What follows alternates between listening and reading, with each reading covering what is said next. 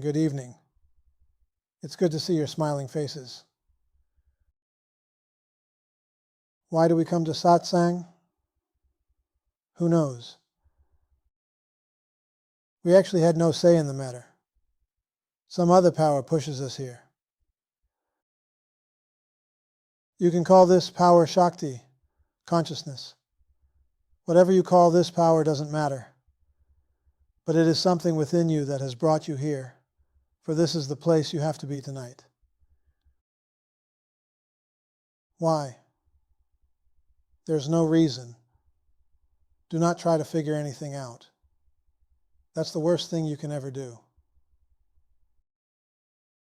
To try to look for a reason as to why things happen, why you're here, why you're not here, why certain things happen to you in your life or home. Never try to figure this out.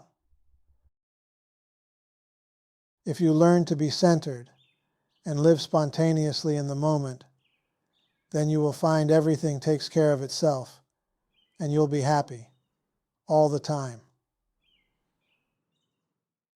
But when you try to figure things out, why this has happened, why that has happened, you find you get completely confused and you don't know what to do with yourself.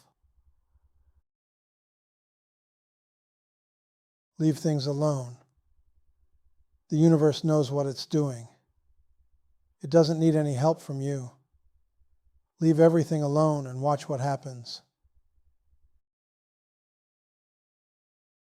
When you try to interfere with the process, you cause pain for yourself, misery for yourself. But as you leave things alone, the true self, the I am, comes into play and takes over your so-called life, your humanhood, whatever that is, and you will find joy in the right place, doing the right things, and everything is unfolding as it should.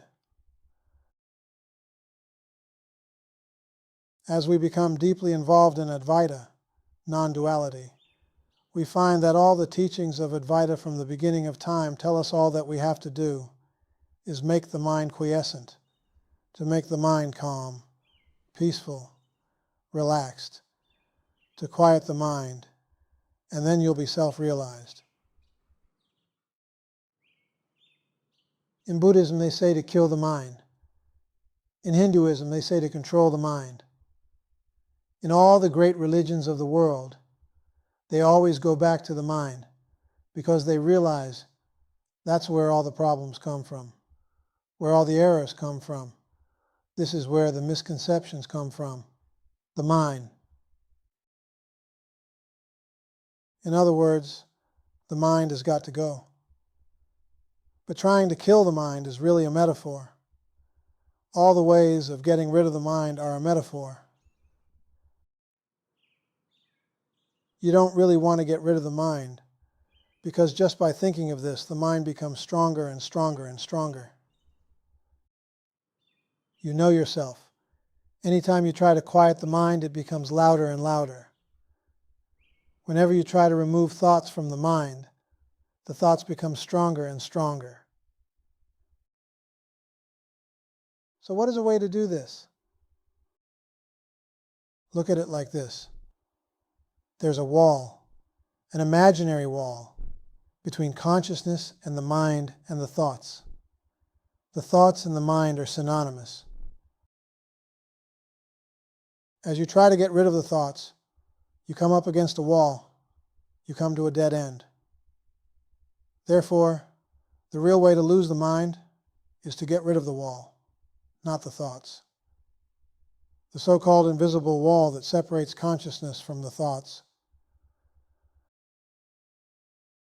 And you do this by not trying to remove any thoughts or change any thoughts or kill any thoughts. You merely remove the wall, and the thoughts will take care of themselves or move past the wall to consciousness. And then consciousness will prevail, which is your real self. You do this by becoming very calm, very peaceful, very relaxed, and allow the thoughts to do what they will. Don't interfere with them. Just let them do what they will. If they wish to be angry with you, let them be angry. If your thoughts wish to tell you things about people, let them tell you things about people. Do not try to change your thoughts. Do not react to them. That's what you've got to do. Do not react to your thoughts. Never react to your thoughts. Never mind if they're good thoughts or bad thoughts or in between. Thoughts are thoughts. They are all illusions, and they cause you pain and problems. For you've identified with the mind somehow, somewhere. Our mind never existed, yet you identify with it. If I ask you to show me your mind, you cannot do it. You can't show me the mind. Where would you find it? Yet we talk about our mind as if it were an entity, as if it were a power that could do something to us, when in truth the mind could not do a thing to us because it doesn't exist. So you remove the wall that appears to be between the reality and the thoughts, the mind. When the wall is removed, the thoughts will fall by themselves into the consciousness and you will awaken. It's as simple as that. There are no mantras you have to do. There are no forms of meditation you have to do. There are no pranayamas that you have to do. There are no yoga exercises to do. There is absolutely nothing that you have to do. Just get rid of the wall and you will be home free. Yet it is not as easy as it sounds, due to the fact that some of us have really made a mess of ourselves and the mind has become very powerful. So it appears. The mind has become very strong. It controls you totally and completely. Isn't this true? Look at your life just for today. Think how your mind has controlled you. Think of some incident that happened to you today, where you have reacted to the mind because the mind told you something. It makes no difference if it were true or not. As long as you react to the mind, the thoughts, you're making a grave mistake. And as you keep thinking about what I'm saying, as you keep reflecting on the wall, that you have to get rid of the wall between the mind and consciousness, you will stop fighting and reacting to life. Just by thinking about this, you will not react to person or place or thing any longer, for you will realize that all incidences come from the mind. Everything comes out of the mind. All of your conditioning comes out of the mind. All of your belief systems. Everything that has ever existed and that exists right now is a product of the mind. Where else would it come from? The world as it appears, the planets, the universe, all the things you do at home, all the work that you do, your belief system, it all comes out of the mind, like a dream. You're dreaming the mortal dream, and this world appears to be very real to you. When you believe it to be actually a mirage, when you begin to feel it doesn't exist at all, by allowing it to go into the consciousness, by removing the wall, something happens to you, something wonderful, something grand. It's like the light has shone in your heart. Your heart opens up, swallows your body, your past, your karmas and samskaras. Everything is totally annihilated. Everything totally disappears. And you are left as the self, with pure awareness, unbounded space, boundless space. You have to become boundless space. When the mind has gone into consciousness, you're no longer the body. Remember, the body is part of the mind. This body that you speak of every day is part of this mind I'm talking about, part of the imagination, the mind. So when the mind is gone, there is no body left. There's only consciousness, which is all-pervading omnipresence, pure awareness. Then you feel yourself as being the trees, the mountains, the sky, the planets, others. You begin to feel your oneness with all of life. This is when you develop a reverence for all of life. You will understand that everything in this universe is you. Everything. It comes from you. It returns to you. You are the one. There is nobody else. There is nothing else but the one. And you are that. Think about this. Yet you ask, I still appear as a body. This is what you say in your present state of ignorance. This is what you see where you are coming from now, that you appear as a body. But when you receive a glimpse of awakening, you will know beyond a shadow of a doubt that there is no body. You don't have a body at all. Yet you appear to be doing things. You appear to be the doer. This appears to others. The enlightened one is never the doer, has no body, does nothing. Nothing is ever being done. But paradoxically, it appears to others that the enlightened one is doing things just like yourself. This is the reason you have to experience this for yourself, to understand this paradox. Only when you experience this for yourself will you understand the gist of what I'm talking about. For right now it is just words, all just a bunch of words. Yet, I can promise you that unalloyed happiness is your very nature. Bliss is your very self right now.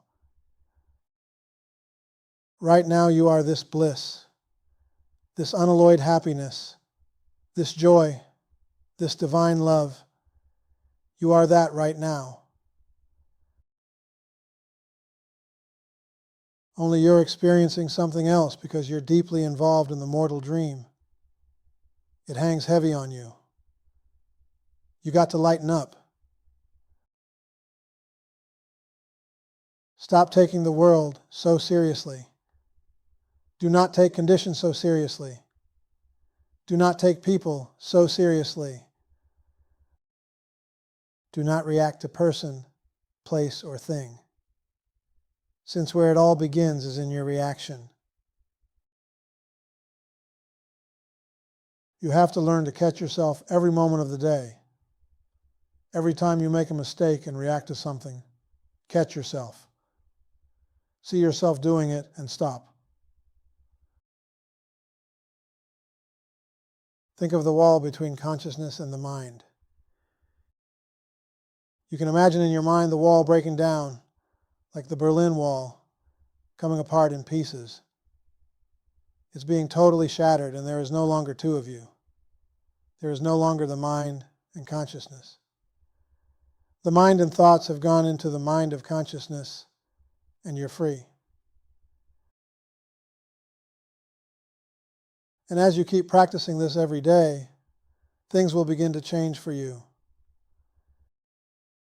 You will notice the change very simply happening to you day after day after day. This is the most important job that you have to do. No thing is more important than this. Make this the number one priority in your life. What could be more important? What could possibly be more important than finding yourself, knowing yourself, being yourself? What could possibly be more important than this? Yet, most of you become so concerned with the day's activities, with what's going on in your personal lives, that you forget totally what I'm talking about, and you keep turning towards the things of the world. Whether it's your health, or lack or limitation of some kind, or loneliness, whatever. Those things are all false images. They are not reality whatsoever. And they are only here for a while, and they will go. Everything must change. Even if you look at it in a material way, in the relative way. We know by now that every relative thing in this world must change. The whole world and the universe is never the same. What this means to you is that your situation will change sooner or later, regardless of conditioning. It must change. So what you call suffering comes for a day. What you call human happiness comes for a day. All of your imaginings are only here for a short time, and then they go. Even if you do absolutely nothing about it, they will change anyway. Everything changes. So you ask, why should I do anything at all? Why should I practice anything? Due to the fact, if things will change, they will change from the relative to the relative. You will keep on experiencing the relative world forever and ever. You will experience good. You will experience bad. You will experience all kinds of things in this relative world. It will change, okay? But you will have to keep experiencing the changes forever. And when you drop the body, you will appear to be going into another body, into the same conditioning, the same situations again and again and again. There will be no end to it. Like dreaming, having one dream after the other, one dream after the other, it never ends unless you wake up. And so it is with this. When you awaken, there is no longer duality.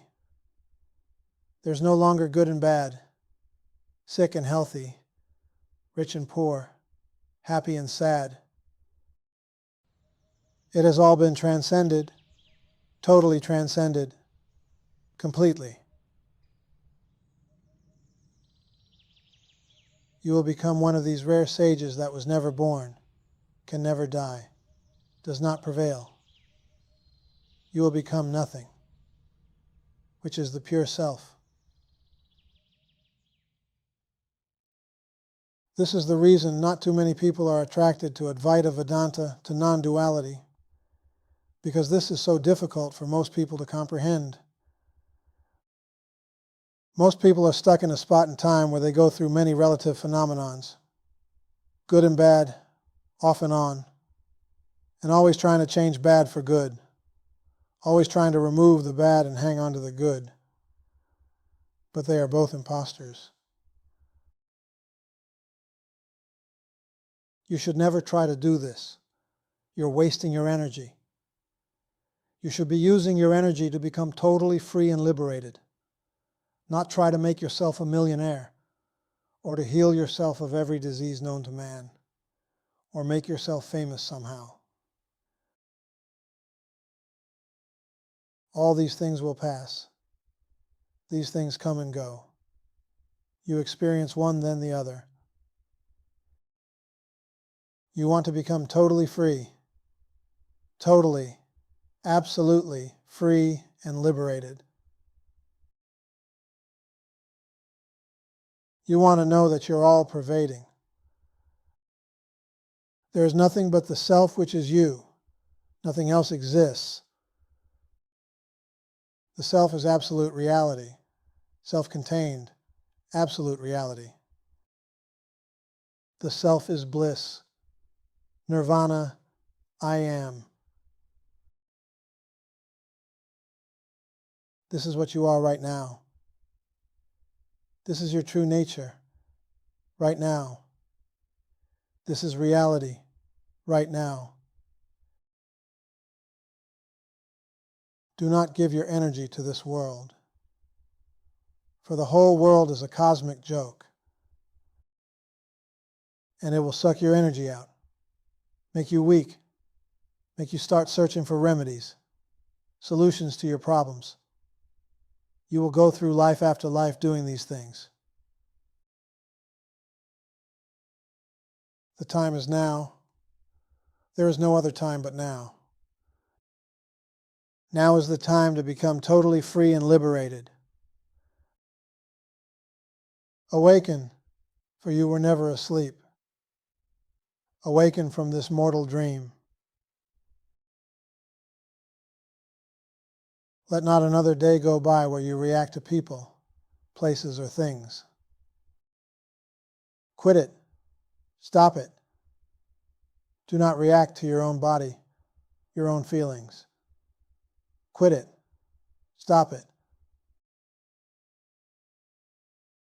Understand who you really are. Stick with it. Do not look for a time. Do not consider how long it takes, for most of you know by now there is no time. Time is a relative concept. It has no basis, no foundation. Look at yourself without time. Feel yourself without time. This means there never was a time when you were a human. There never was a time when you were a sinner.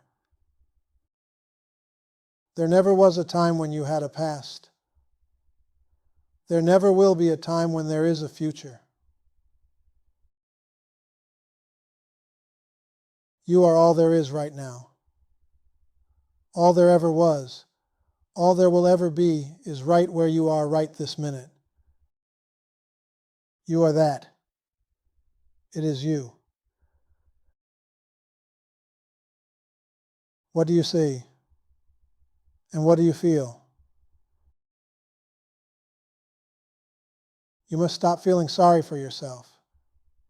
Do not compare yourself to anyone. Leave the world alone. Leave everybody alone.